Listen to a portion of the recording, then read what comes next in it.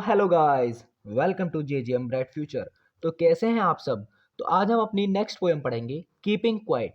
Keeping quiet एक बहुत ही शानदार पोएम है जो कि लिखी है पाब्लो नेरुडो ने, जो कि हमें बताती है कि हमें किस तरीके से अपने जीवन में इंट्रोस्पेक्शन करना है। अभी मैं आपको सब समझ में आएगा, बिल्कुल एकदम शांत मन से, एकदम अच्छे मन से इस पोएम को पढ़ें क्योंकि पोएम बहुत अच्छी है।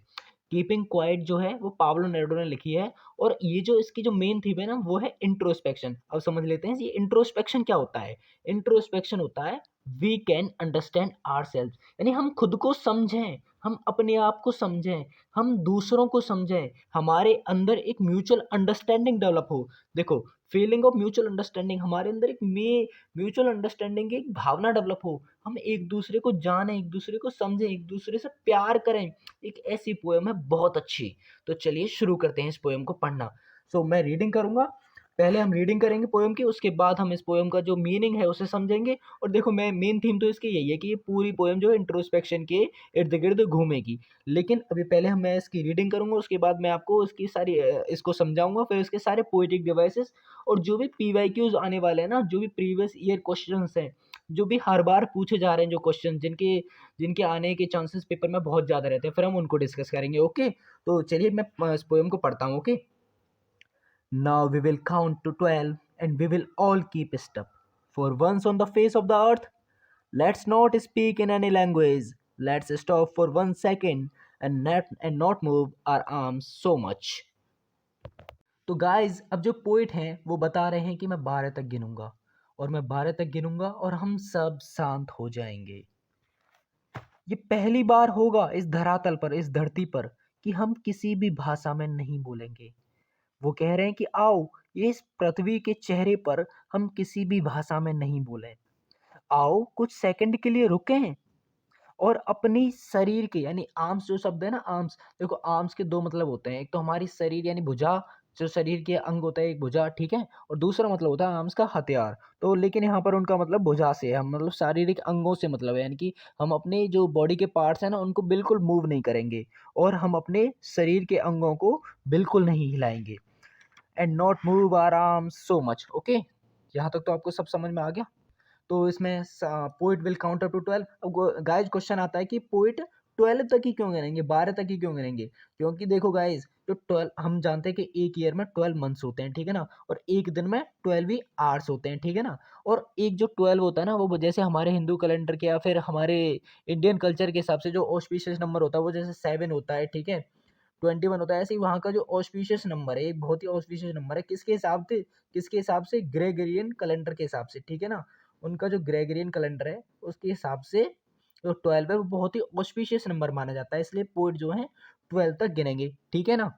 और अगर पोइटिक डिवाइस की बात करें तो जो वी विल है ना, इसमें एलिट्रेशन है। एलिट्रेशन यानी अनुप्रास अलंकार हम जिसे कह सकते हैं, क्योंकि इसमें यहाँ भी डब्लू, इसलिए ये एलिट्रेशन है। Okay, we will. अब चलिए नेक्स्ट स्टेंजा पढ़ते हैं। देखिए गाइस, आपकी स्क्रीन पर आ गया होगा। It would be an exotic moment without rush, without engines, we would all together in a sudden strangeness. यह एक अनोखा क्षण होगा, बिना भीड़ भाड़, बिना इंजन के हम सब एक साथ होंगे, एक आकस्मिक विचित्रता में। यानी पोइट कह रहे हैं ये कितना अजीब होगा। हम मतलब हम बिना ना कोई भीड़ भाड़ होगी, ना हमें कहीं जाने की जल्दी होगी, ठीक है, ना इंजन और मशीनों, यानी जो हमारी जो कार्स वगैरह होते हैं, हमारे व्हीकल्स होते हैं ना, उनकी आवाज़ें होंगी और हम सब एक साथ होंगे। कितना अलग होगा इस धरती पर, ऐसा पहले कभी नहीं हुआ कि हम सब एक साथ होंगे, ना कोई शोर होगा और एकदम शांति ही शांति होगी चारों ओर।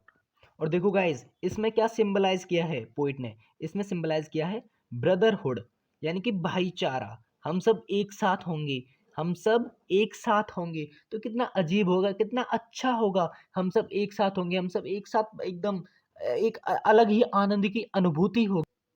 और अगर हम पोएटिक डिवाइस की बात करें तो वी वुड में एलिट्रेशन है। ओके, अब चलिए गाइस नेक्स्ट स्ट्रेंजा पढ़ते हैं।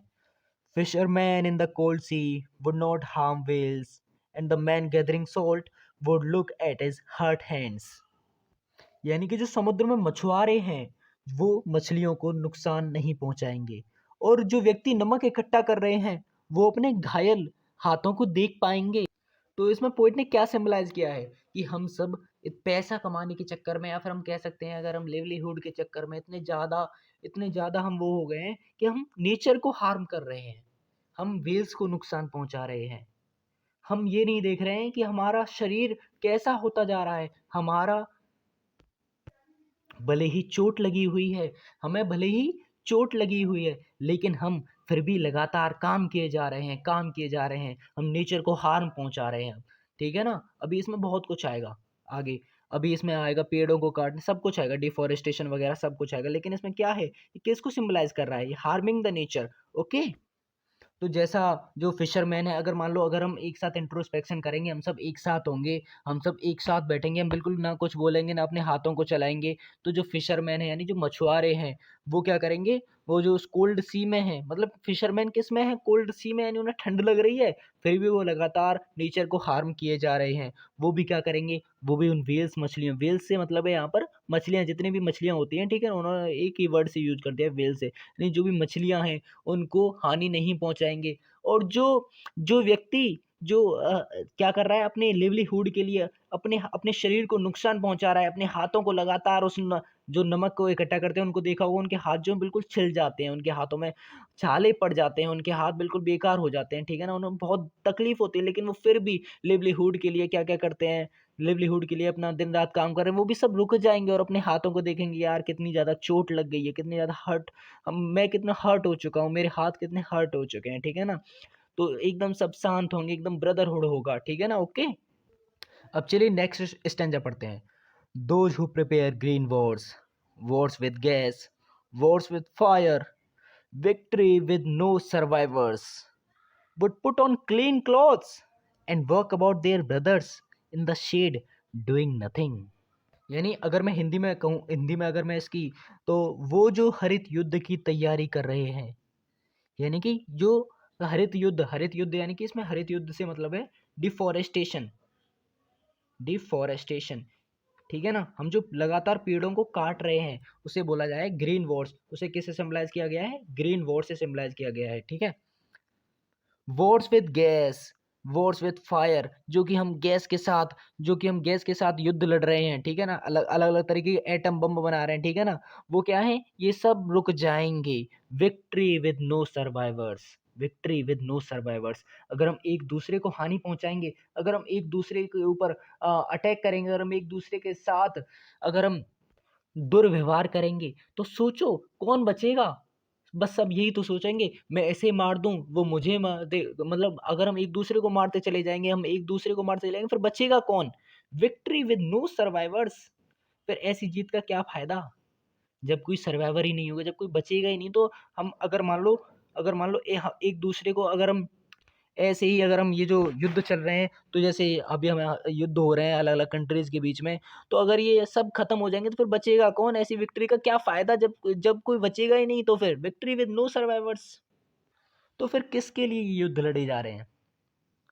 तो इसी चीज को पोइट ने यहाँ पर सिंबलाइज किया है। ओके, यानी कि हम सब में एकता का भाव हो। और आगे पोइट कहते हैं, and woke about their brothers. वाह! यानी कि हम सब किसके साथ बढ़ेंगे? हम सब एक दूसरे के साथ अपने भाइयों के साथ चलेंगे, यानी ब्रदर्स। हम सब कैसे हो जाएंगे? हम सब भाई की तरह हो जाएंगे और एक साथ चलेंगे। यूनिटी को सिंबलाइज किया गया है।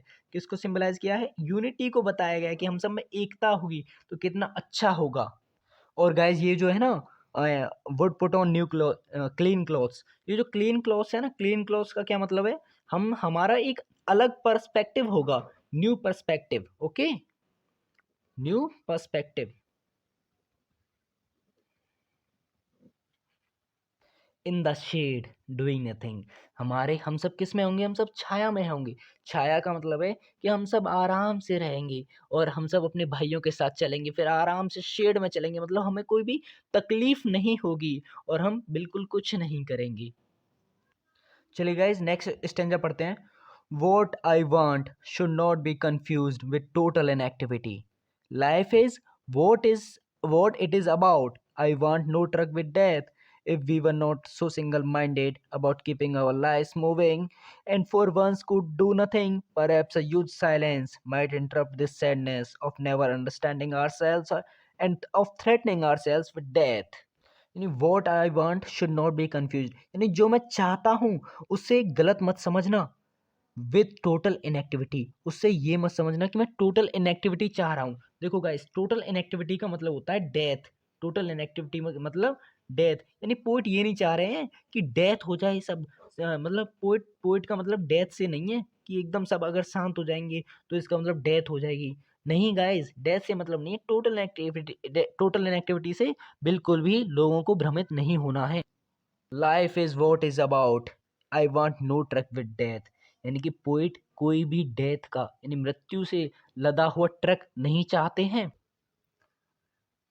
Life is what is it is about, I want no truck with death, if we were not so single minded about keeping our life moving, यदि हम अपने जीवन को गतिमान करने के लिए इतने ज्यादा एकाग्र नहीं होते, for once could do nothing, और फिर एक बार कुछ नहीं कर सकते थे। परहैप्स अ ह्यूज साइलेंस, शायद एक बहुत बड़ी शांति, शायद एक बहुत बड़ा मौन, माइट इंटरप्ट दिस सैडनेस, जो ये जो दुख है इस सब को खत्म कर देता। ये जो हम देखो गाइस, जैसे हम जो लड़ रहे हैं, जो हम आपस में इतना ज्यादा अपने इतनी ज्यादा जलन का भाव है आपस में एक दूसरे के साथ कि हमें विक्ट्री चाहिए, हमें विक्ट्री चाहिए। फिर ऐसी विक्ट्री का क्या फ़ायदा? अगर हम पोएट कहते हैं, अगर हम इंट्रोस्पेक्शन करेंगे, अगर हम खुद को समझेंगे, अगर हम थोड़ी देर के लिए बिल्कुल शांत हो जाएँगे, तो ये जो दुःख है, तो देखो गाइस, जैसे युद्ध होते हैं, तो युद्ध का क्या परिणाम निकलता है? चाहे भले ही कोई जीते, चाहे हारे, लेकिन दुःख तो दोनों को होता है ना। मरते तो दोनों साइड से ही है ना। ऐसा तो है नहीं कि सिर्फ़ और सिर्फ़ एक को ही नुकसान होगा, नुकसान तो दोनों को होता है ना। तो अगर ये जो दोनों को नुकसान हो रहा है, यानी दुःख भी दोनों को होता है, तो शायद ये दुःख जो है, ये ख़त्म हो जाएगा। पोएट यही तो चाह रहे हैं, इंट्रोस्पेक्शन करेंगे, एकदम मेडिटेशन, और मेडिटेशन मतलब एकाग्रता से हम कार्य करेंगे और एकदम शांति का अनुभव होगा हम सभी को। ये बिल्कुल ये जो दुःख है, ये जो हम झेल रहे हैं, ये जो कष्ट हम झेल रहे हैं, ये जो दर्द हम झेल रहे हैं, ये बिल्कुल ख़त्म हो जाएगा। Perhaps a huge silence might interrupt the sadness of never understanding ourselves and of threatening ourselves with death. और अगर हम एकदम इंट्रोस्पेक्शन करेंगे तो हम एक दूसरे को डराएंगे नहीं, धमकाएंगे नहीं, और बिल्कुल हम एक दूसरे का प्रोटेक्शन करेंगे और हम जिंदगी में आगे बढ़ेंगे। अब पढ़ते हैं अपने लास्ट स्टेंजा को गाइस, जिसमें से 100% क्वेश्चन आता है, इसको बहुत ही अच्छे से पढ़ना है। Perhaps the earth can teach us, as everything seems dead and later proves to be alive. Now I will count up to 12 and you will keep quiet and I will go. यानी कि शायद धरती हमें सिखा सकती है, क्योंकि जब हर चीज़ मृत मृत मृत दिखाई देती है, जब हर चीज़ डेड दिखाई देती है, ठीक है ना, और बाद में जीवित दिखाई देती है, यानी हमें एक टाइम पर अर्थ ऐसी लगती है कि बिल्कुल सब कुछ खत्म, लेकिन फिर से वो एकदम फिर से उन्होंने उनमें एक नई क्रांति आ जाती है, एकदम फिर से वो खिलखिला उठते हैं, ठीक है। तो यहाँ पर जो है अर्थ जो है ना, अर्थ अर्थ को टीचर बताया गया है। अर्थ क्या है? एक टीचर है।